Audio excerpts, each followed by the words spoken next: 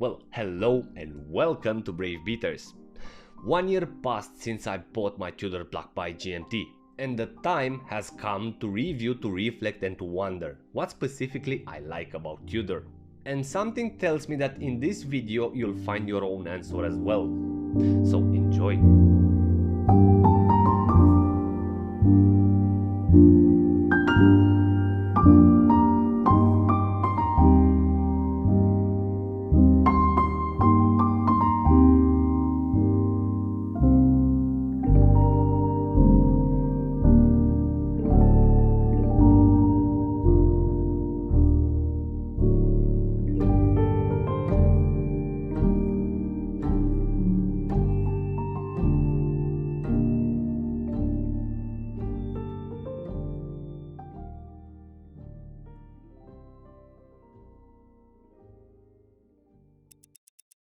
I invite you to stay next to me for the next 8 minutes. I'd say it's worth it. And if you like this video, please be supportive by liking and subscribing to the channel for future creative updates. Thank you. Why we love Tudor? Is it because we cannot afford Rolex? Is it a compromise for some of us? Or we love Tudor for what it is, because it's courageous, offering us colors, trending designs and dialogue. Personally, I consider Tudor, yes, in the shadow of a popular hyped brand, but still wearing its own shoes, keeping its own identity.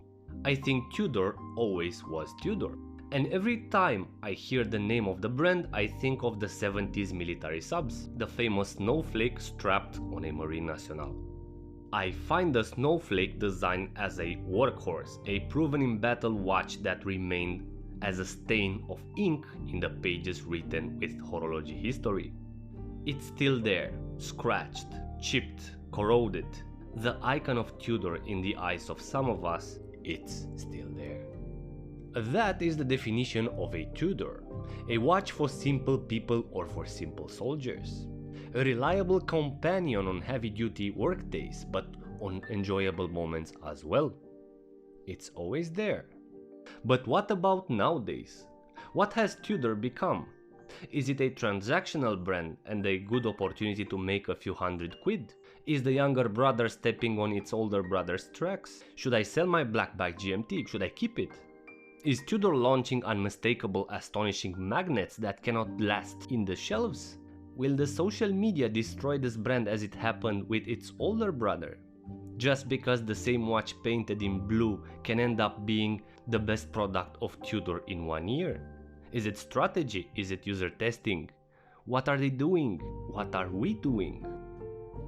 I think these kind of reflections are helpful from time to time to remind us where we started and where we've ended up as a society. So as a suggestion, I propose you a walkthrough in the past to understand a bit of the core values of Tudor, a bit of Black Bay history, and returning to this excellent GMT that still has some more things to tell us. Before we jump into the Black Bay history and meaning, I would like to connect a bit with the past. More precise, when Hans Wilsdorf decided to create the Prince, the British-inspired brand, Tudor. The first Tudor watches produced between 1920s and 30s had Tudor signature on the dial, with the horizontal bar of the T lengthened above the other letters. And around 1936 the logo changed to the name in Gothic characters, outlined by a shield shape, housing the rose emblem of the English Tudor dynasty. In 1947, 1 year after the official launch of Tudor Montre Company, the shield was removed and the rose appeared alone with the brand name. So for Tudor followed a meaningful period, launching side by side with Rolex, divers after divers, every version having new better waterproofness, better robust cases, better legibility and usability. Moving towards the military divers, Tudor had a specific interest to test and to collaborate with the Navy. And in 1964 they launched the Tudor Oyster Prince Submariner, the US Navy, with the reference 7928. And in 1977 the Oyster Prince Submariner, the Marine Nationale, was equipping the French Navy. The 9401, also called as the Snowflake, represents for me the icon of Tudor, This is the watch that describes in my eyes what Tudor represents. But before we move into the newer cases, two more housings are worth mentioning. The military 1981 launch, the Tudor Oyster Prince Submariner, the left hand, with the reference 94010, if you wonder why the Pelagos LHD exists. And the iconic 79090, the last affordable submariner that kept the connection with the famous Tudor and Rolex subs. But identity-wise, is Tudor stuck in the net of their own philosophy to produce simpler, reliable watches for normal people? Is the Black Bay line too dull, too simple? Well, let's take a closer look at the recent design evolution of the Black Bay line. As a short recap, between 54 and 60, Tudor was pretty busy launching 4 different Submariner versions. This period being a richful source of inspiration for the current Tudor models, more precisely for the Black Bay line. Now, I bet not everyone knows what Black Bay represents. Well, the hidden bays were known for perfect places to bury treasures, and the Black Bay represents a long-lost treasure returning to the light. Translated, with the Black Bay line, they revived their older collection of Submariners. So the Black Bay line as we know it today was introduced in 2010 on a modern 41mm case, which represents the incarnation of Tudor's iconic Submariner designs. The purpose of the Black Bay line was a new start for Tudor, forgotten after discontinuing the Submariner model, but strategically placed by Rolex for the entry mid-tier luxury watches on the market. And with the simple iconic 50s design, Tudor was about to launch several models with different complications, later on cased with in-house movements offering chronographs, GMTs, dates, no dates, or different sizes. Design-wise, this modern oyster case of the Black Bay is classic but modern. That's right, they have slimmer beveled lugs but taller, adapted to the current trends. The case features mirror polished sides, missing the iconic crown guards. The rose-signed crown has a coinage pattern as the bezel and feels to be more like a cap instead of a full metal crown. Overall, with playful finishes and colors, the Tudor Black Bay line became a successful contender in the market even for Rolex.